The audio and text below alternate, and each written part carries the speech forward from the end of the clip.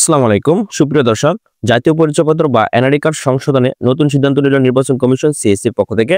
সুপ্রিয় দর্শক, যাদের জাতীয় পরিচয়পত্র বা এনআইডি কার্ড সংশোধন করতে হবে তাদের জন্য আজকের ভিডিওটি খুবই গুরুত্বপূর্ণ। কেননা বাংলাদেশ নির্বাচন কমিশনের পক্ষ থেকে নতুন সিদ্ধান্ত নেওয়া হয়েছে যে এনআইডি কার্ড সংশোধন করতে হলে যে নতুন সিদ্ধান্তটি নেওয়া হয়েছে তা আজকের ভিডিওতে আপনাদেরকে ধারাবাহিকভাবে বিস্তারিত তথ্য জানিয়ে দেওয়া হবে।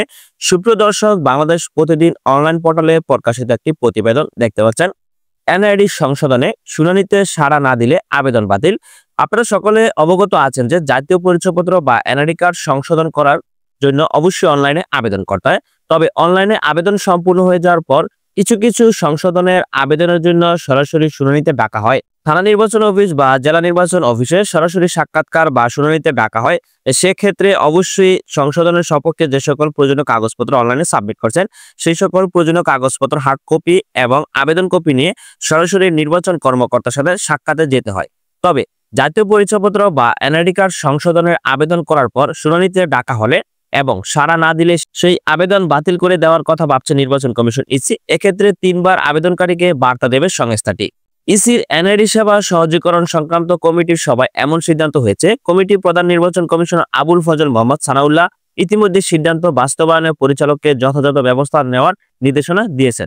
নির্দেশনায় উল্লেখ করা হয়েছে, মাঠ পর্যায়ে জাতীয় পরিচয়পত্র সংশোধনের অনিষ্পন্ন আবেদনগুলো বিশেষ করে গ ও খ ক্যাটাগরি নিষ্পত্তির জন্য অধিক সংখ্যক কর্মকর্তাকে দায়িত্ব দিয়ে এবং রুল বা ক্ষমতা প্রদান করে একটি ক্র্যাশ প্রোগ্রাম শুরু করতে হবে।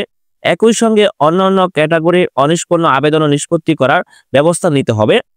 এজন্য জাতীয় পরিচয়পত্র সংশোধনে আবেদনগুলো নিষ্পত্তিতে অনুসরণ করতে হবে। এছাড়া সময়ভিত্তিক সাড়া দেওয়ার বিষয়টি নিশ্চিত করতে হবে। আবেদনকারী সাড়া না দিলে ধারাবাহিকভাবে 3 বার বার্তা দিয়ে আবেদন চূড়ান্ত নিষ্পত্তি বা প্রয়োজনে বাতিল করতে হবে।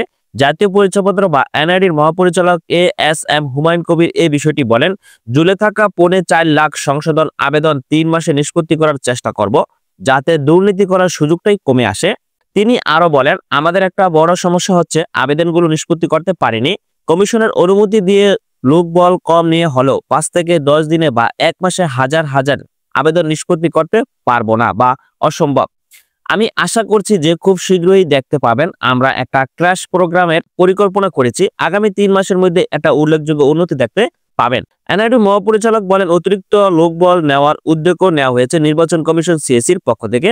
তিনি বলতেছেন এবং সকল নাগরিকদের উদ্দেশ্যে বলছেন যে আমি আশা করছি যে এই সময়ের মধ্যে 3,78,000 আবেদন নিষ্পত্তির চেষ্টা করা হবে।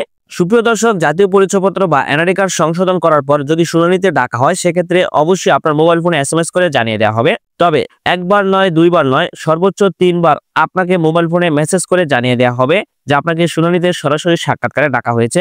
সেক্ষেত্রে আপনার আবেদন কপি এবং প্রয়োজনীয় কাগজপত্র নিয়ে সরাসরি নিকটস্থ থানা নির্বাচন অফিস বা জেলা নির্বাচন অফিসে আপনি সাক্ষাৎ করবেন। তবে কোথায় আপনাকে শুনানিতে ডাকা হয়েছে সেটা আপনার মোবাইল ফোনে এসএমএস করে জানিয়ে দেওয়া হবে।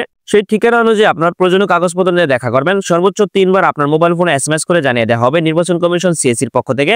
যদি 3 বার শুনানিতে ডাকার পরও যদি আপনি উপস্থিত না হন সেক্ষেত্রে আপনার এনআইডি সংশোধনের আবেদনটি বাতিল করার সিদ্ধান্ত নেওয়া হয়েছে নির্বাচন কমিশন সিএসির পক্ষ থেকে। সুপ্রিয় দর্শক, আমি সকল নাগরিকদের দৃষ্টি আকর্ষণ করছি যাদের জাতীয় পরিচয়পত্র বা এনআইডি কার্ড সংশোধন করা প্রয়োজন তারা অবশ্যই সংশোধন করার সপক্ষে কাগজপত্র দিয়ে অনলাইনে আবেদন করবেন। তারপর মোবাইল ফোনে মেসেজ আসলে অবশ্যই শুনানিতে আপনারা যাবেন বা উপস্থিত হবেন। সেক্ষেত্রে আপনার আবেদনটি দ্রুত অনুমোদন হবে। বর্তমান নির্বাচন কমিশন সিএসির পক্ষ থেকে এনআইডি সেবা সহজ করার লক্ষ্যে বিভিন্ন পদক্ষেপ নেওয়া হচ্ছে এবং চলমান রয়েছে। সুপ্রিয় দর্শক, ভালো থাকবেন, সুস্থ থাকবেন। আল্লাহ হাফেজ।